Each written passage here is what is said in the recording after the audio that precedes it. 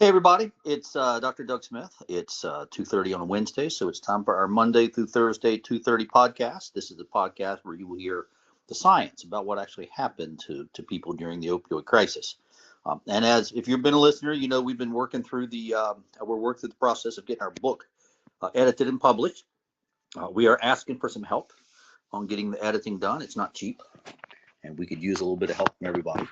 And so what I've been doing the past couple of days is reading an excerpt from the book. And today we're going to read an excerpt from chapter 3. This is about the signature disease.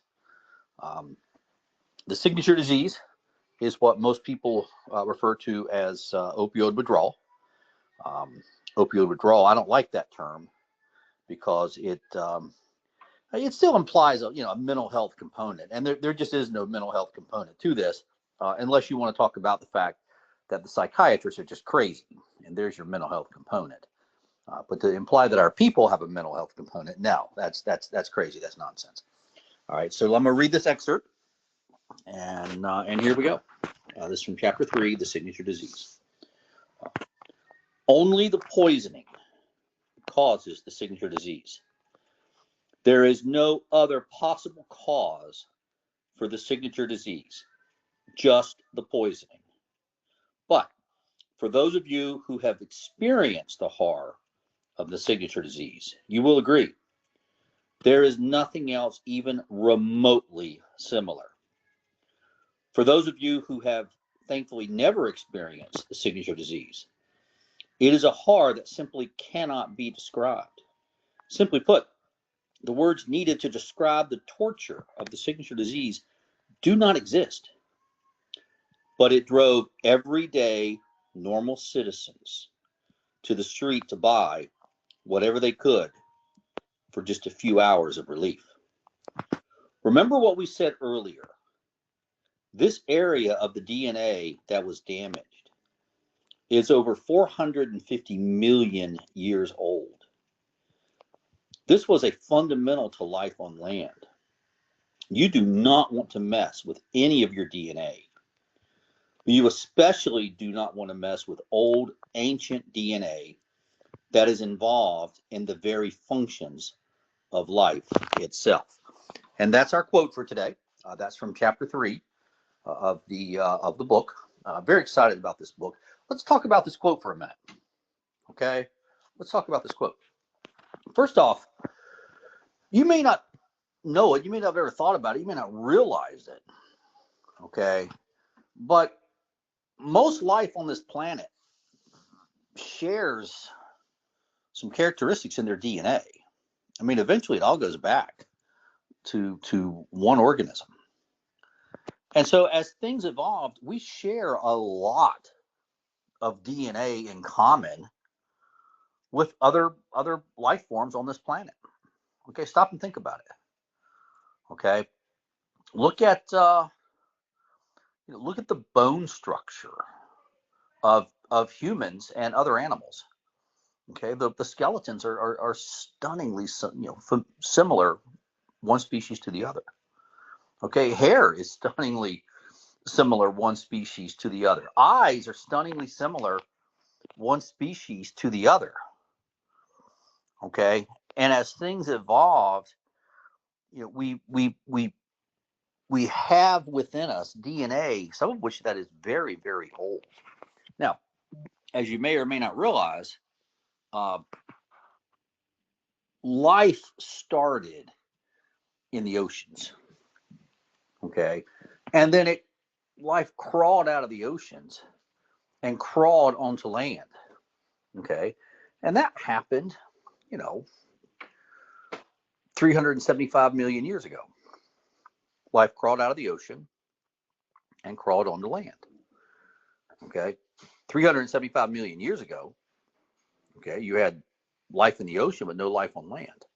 And then life started to crawl out of the ocean and onto land.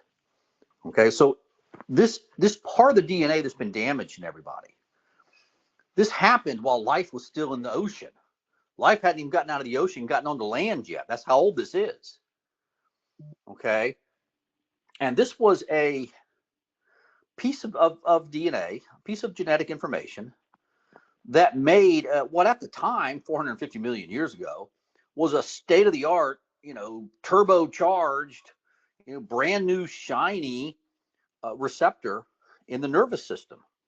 It has some features that the other receptors didn't have. Okay, it was a fancy one 450 million years ago. All right, and one of the things that this receptor was able to do in the nervous system was act as a switch back and forth between the fight or flight and the rest and digest, and that was a crucial point in life. Okay, the ability to be feeding on whatever you feed on, plankton or a lot of plankton in the ocean. So we'll go with plankton. You're feeding on plankton. Along comes a bigger fish, and it's time to run. Okay, well, this receptor, this opioid receptor, would switch off the feeding mechanisms and switch on the time to run, fight or flight, rest and digest, fight or flight. Those are the two basic.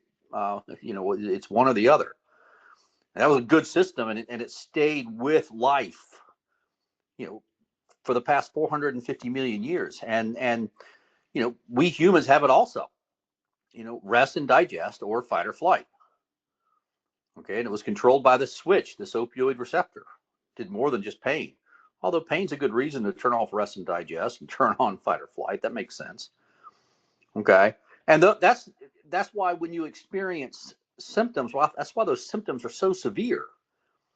Because this is a piece of DNA 450 million years old. This DNA that the opioids damage is 450 million years old. And it's a piece of DNA. You don't want to mess with any of your DNA. You don't want to poison any of your DNA. But you especially don't want to poison DNA that's 450 million years old, and it's the switch that controls back and forth between rest and digest or fight or flight. That's why when you experience the symptoms, you get symptoms of both rest and digest. Okay, you're yawning. Okay, you've lost control of your bowels. That's rest and digest.